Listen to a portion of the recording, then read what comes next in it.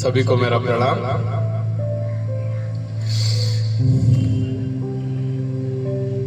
कि इस दुनिया में जो व्यक्ति दूसरों पे कंट्रोल कर लेता है वो ताकतवर कहलाता है, और जो व्यक्ति अगर खुद पे कंट्रोल करना सीख जाए तो वो व्यक्ति फिर महान व्यक्ति कहलाता है। एक बहुत अच्छी कहानी है भगवान गौतम बुद्ध और उनके शिष्यों की। भगवान गौतम बुद्ध अपने शिष्यों के साथ बैठे थे। एक शिष्य ने प्रश्न किया कि गुरुदेव, ये कर्म क्या होते हैं, कर्म की क्या परिभाषा है? भगवान गौतम बुद्ध ने कहा चलिए इसके लिए मैं आपको छोटी सी कहानी सुनाता हूँ।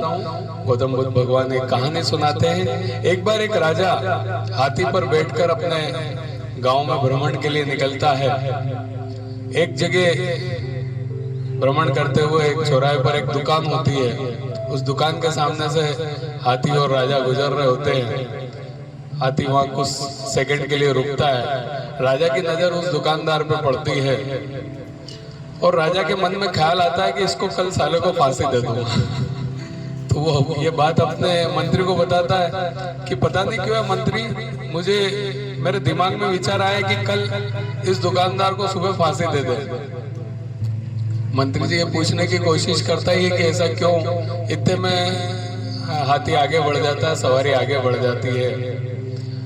हम मंत्री के दिमाग में बात चलती है कि आखिर राजा साहब के दिमाग में ये ख्याल क्यों आया कि इसको कल सुबह फांसी दे दी जाए। मंत्री जी ने क्या किया कि भेष बदला और भेष बदल के उस दुकानदार के पास गए। एक सामान्य वेशभूषा पहनकर एक सामान्य नागरिक की तरह वो उस दुकान पर गए और उनसे प्रणाम किया। और वो व्यक्ति जो है चंदन की लकड़ी बेचने का काम करता था, उसकी दुकान जो थी। उसने पूछा और कैसा क्या आपका धंधा पानी कैसा चल रहा है क्या? तो उसने बड़ा मायूसी से जवाब दिया कि धंधा बड़ा बेकार चल रहा है। आते तो है कस्टमर, देखते हैं, बोलते हैं आपका माल भी अच्छा है, लेकिन कोई खरीद के नहीं जाता। अब तो ये जो अपना राजा है ये कभी मरे तो इसके लिए जरूर बहुत सारी चंदन की लकड़ियां लगेगी। उस दिन मेरा काम अच्छा चल जाएगा, जिस दिन ये राजा मरेगा तो मेरी चंदन की लकड़ियां खूब बिकेगी। मंत्री सब समझ जाता है कि इसके मन में जो नकारात्मक विचार चल रहे थे वही नकारात्मक विचार के कारण राजा के मुंह से ऐसी बात निकली कि इसको पता नहीं क्यों यार, पर मेरे मन में विचार आ रहा है कि इसको कल फांसी दे दूं। तो मंत्री बात समझ गया। उसने फिर भी अपनी चतुराई का उपयोग किया और उसने कहा कि मैं आपसे कुछ चंदन की लकड़ी खरीदना चाहता हूँ। बड़ा खुश हुआ कि चलो बहुत दिन में कोई ग्राहक आया। उसने चंदन की लकड़ी खरीदी, पैक कराई और अगले दिन जाके राजा को गिफ्ट स्वरूप दी कि ये मैं जिसके लिए आप कल बोल रहे थे उसने आपके लिए गिफ्ट भेजा है। और ये वो राजा बड़ा खुश होता है कि मैं पॉकेट में उसके बारे में ऐसा सोच रहा था कि उसको फांसी पे चढ़ा दूं। उसने तो देखो कितनी अच्छी सुगंधित मेरे लिए चंदन की लकड़ियां भेजी। वो भी अपने मंत्री को आदेश देता है कि उसको भी जाओ सोने की बहुत सारी अशर्फियां वगैरह कि उसको ये दे के आओ।